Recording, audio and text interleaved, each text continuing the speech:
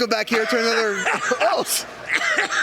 Oh, hold on. I'm coughing. Why would you start it when I'm coughing?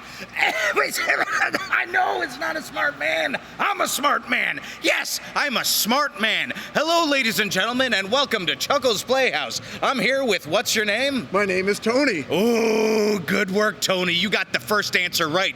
Do you know what would have happened if you got it wrong? I'm afraid to ask.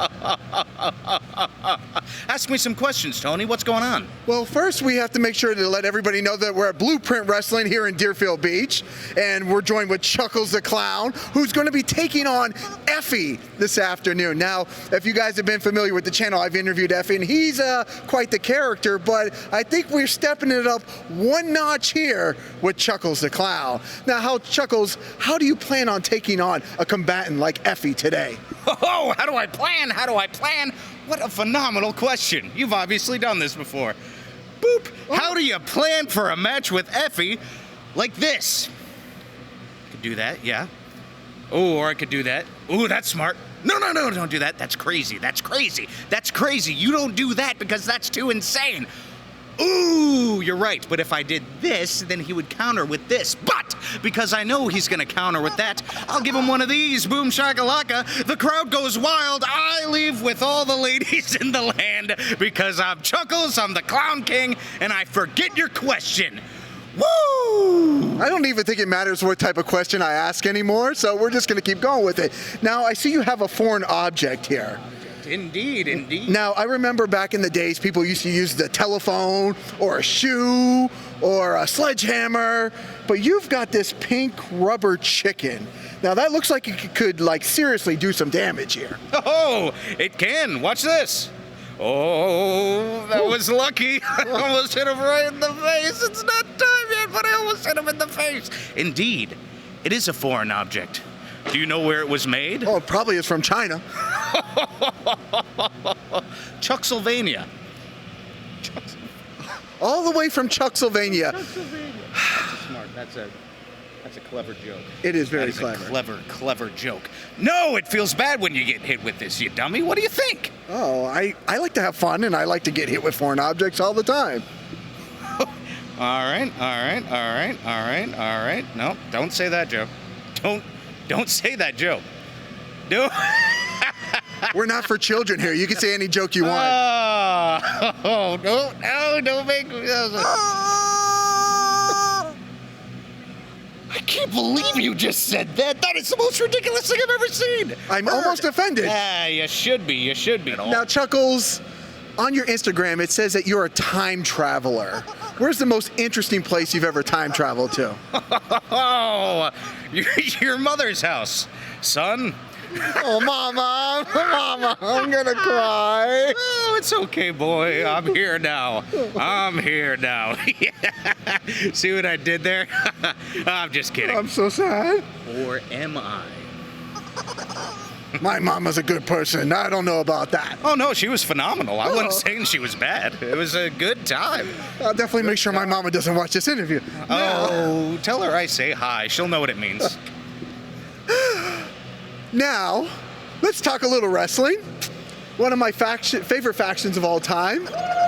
Woo! Ric Flair's not here.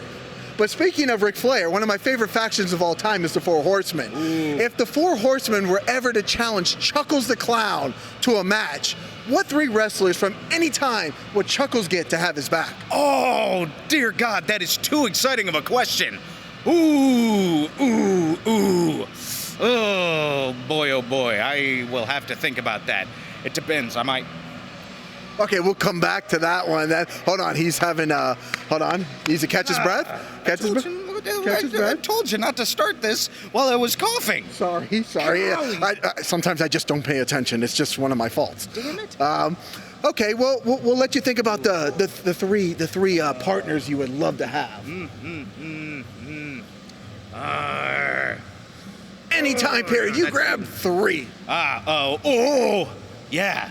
I guess it would be Chuckles the Clown King, Mick Foley, The Undertaker, and HBK. Woohoo! Well, that's three good ones. Now, speaking of Mick Foley, I've seen that you've actually been in the ring with Mick Foley. Well, you've had a square off with him. Indeed, indeed, indeed. Talking about the boyhood dream has come true. Oh, yes, absolutely.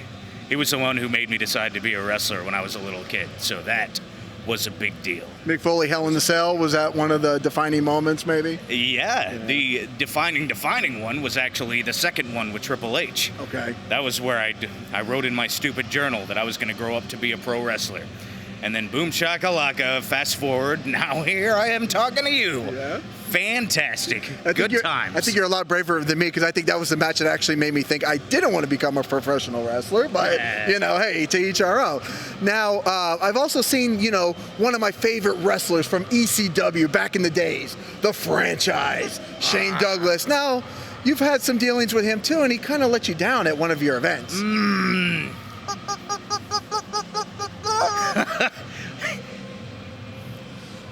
Yes, he let me down. But the cool thing about this, I'm going to tell you a secret. Okay. None of that is over. It's not over. He told me that he saw something in me, and that hit something deep within my heart.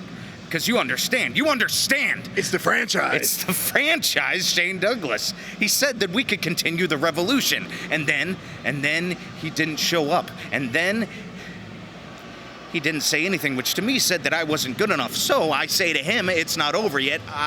You almost got me on a tangent. It's not over yet, no. All right. Well, yeah, the Franchise, the evolution, never over yet. Another match that you had recently this year, you got into the match with the big bad booty daddy, Scott Steiner. Yes. Yeah, that was a wacky thing.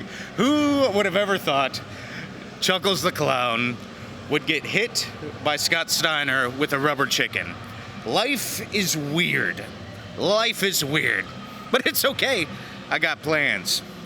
He put me in the Steiner recliner, and I tapped out, but it's all part of the plan, because now I know exactly how that feels, so the next time I can pay it forward. It's a nice thing. It's a nice thing. Oh no, Sorry about that. My hair. I really wanted to do that this entire time, and I stopped myself. I forgot and to then sell I the move nailed for you in the eye and nose, and I apologize for that, but not too much. All right, last question here, Chuckles, before I become, completely incapacitated. On a Saturday afternoon, Chuckles the Clown is at home. He goes to his DVD collection. He picks out that favorite guilty pleasure movie. What would that movie be? Ooh, Birdemic. Huh? Birdemic. You seen that? Whoa, Shock and Awe.